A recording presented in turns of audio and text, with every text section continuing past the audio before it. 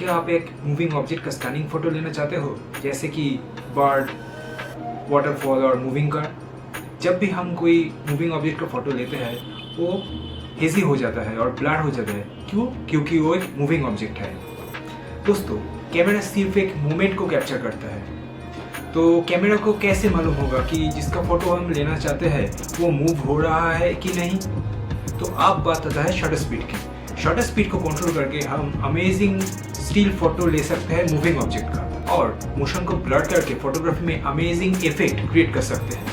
दोस्तों, मैं हूं अर्घो और मेरे चैनल अर्घो चित्रग्राफी में मैं फोटोग्राफी रिलेटेड टॉपिक्स शेयर करता हूं। तो अगर आप मेरे चैनल में नए हो तो लाइक, सब्सक्राइब और शेयर ज़रूर करना, और पूरा वीडियो ज़रूर देखना, और बेल आइकन को ज़रूर दबा देना, क्योंकि मैं जब भी कोई वीडियो दूँ आपके पास नोटिफिकेशन ज़रूर जाए।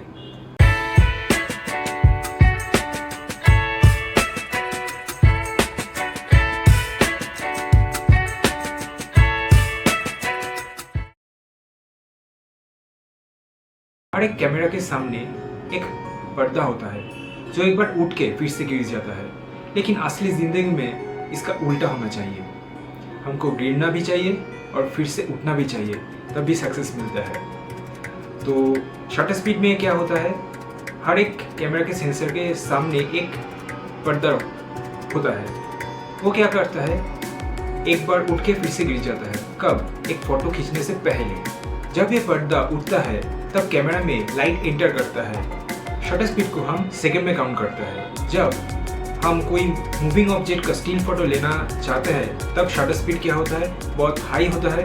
जब हम मूविंग ऑब्जेक्ट का मूविंग फोटो मतलब ब्लर मोशन में फोटो लेना चाहते हैं तब शटर स्पीड कम होता है। दोस्तों, जब हम एक मूविंग ऑब्जेक्ट का स्टिल फोटो लेना चाहते हैं, मतलब जब शटर स्पीड हाई होता है, जैसे कि 1/200, 1/400, 1/500, मतलब एक सेकेंड का 1/200 और 1/400 और 1/500 टाइम पहले क्या होता है, वो पर्दा उठ के फिर से गिर पड़ता है। मतलब पलक झपकते ही एक मूविंग ऑब्जेक्ट का हम स्टिल फोटो ले सकते हैं, क्योंकि शटर स्पीड बहुत ज़्यादा है। शटर स्पीड बहुत ज़्यादा होने के कारण क्या होता है, सेंसर में लाइट कम समय तक एंटर करता है।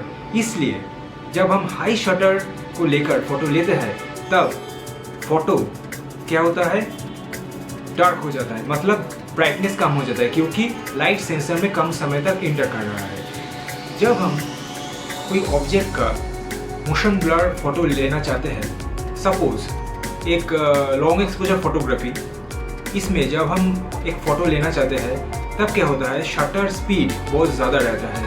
1 second, 2 second, 3 second, 5 second, 10 second, 20 second, ऐसे शटर स्पीड रहने के कारण क्या होता है, जो पर्दा है बहुत देर तक खुला रहता है। तब क्या होता है, लाइट एंटर करने का समय ज़्यादा होता है, इसलिए इमेज में ब्राइटनेस बहुत ज़्यादा होता है।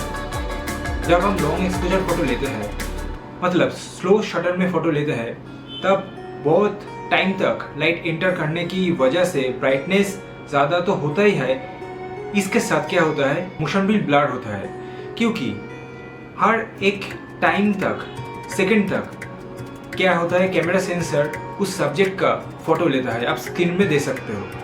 शटर स्पीड फोटो का ब्राइटनेस और सब्जेक्ट का जो मोशन होता है उसको कंट्रोल करने के लिए हम यूज़ करते हैं। फास्टर शटर स्पीड हम तब यूज़ करते हैं जब मूविंग ऑब्जेक्ट का हम स्टिल फोटो लेना चाहते हैं, और स्लो शटर हम तब यूज़ करते हैं जब मूविंग ऑब्जेक्ट को ब्लर दिखाना चाहते हैं और मोशन में दिखाना चाहता है। शटर स्पीड इमेज का ब्राइटनेस और जो सब्जेक्ट है उसका जो मोशन है उसको कंट्रोल करने के लिए हम यूज़ करते हैं। Faster shutter speed shorter exposure create करता है और मोशन को फ्रीज करता है, और लॉन्ग शटर स्पीड उसका ही उल्टा करता है, मतलब मोशन को ब्लर करता है।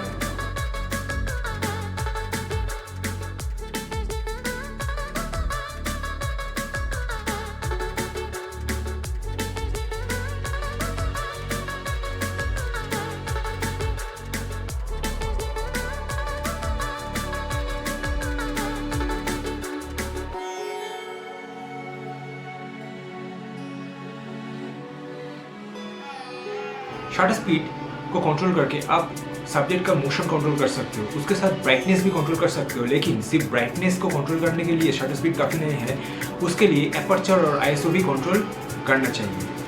जब आप धूप में शूट कर रहे हो, लैंडस्केप या पोर्ट्रेट जो भी हो, तब क्या होता है, जो सब्जेक्ट है उसका अगर आप मोशन को फिक्स करना चाहते हो तो फास्टर शटर स्पीड आप यूज़ कर सकते हो, जैसे कि 1/500, 1/1000, 1/2000 सेकेंड।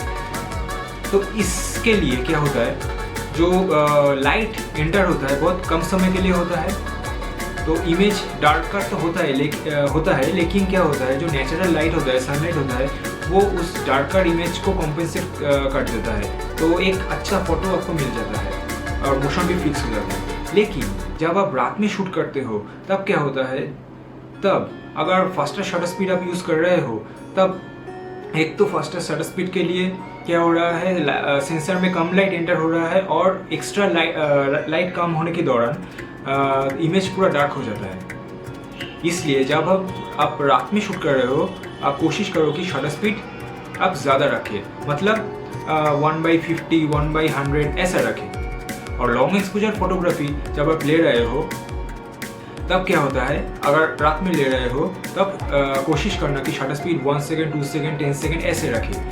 तब क्या होता है, ज़्यादा लाइट एंटर होता है सेंसर में और एक नेचुरल अच्छा सा फोटो आता है, वो भी मोशन ब्लर के साथ। इसलिए आप किस कंडीशन में फ़ोटो लेना चाहते हो उसके ऊपर ही शटर स्पीड कंट्रोल करना चाहिए। अब आप मैनुअल मोड में फ़ोटो ले रहे हो, मतलब आप aperture, shutter speed and ISO इन तीनों को ही कंट्रोल करते हो, क्योंकि सिर्फ शटर स्पीड का कंट्रोल करके आप प्रॉपर लाइट बैलेंस नहीं कर सकते।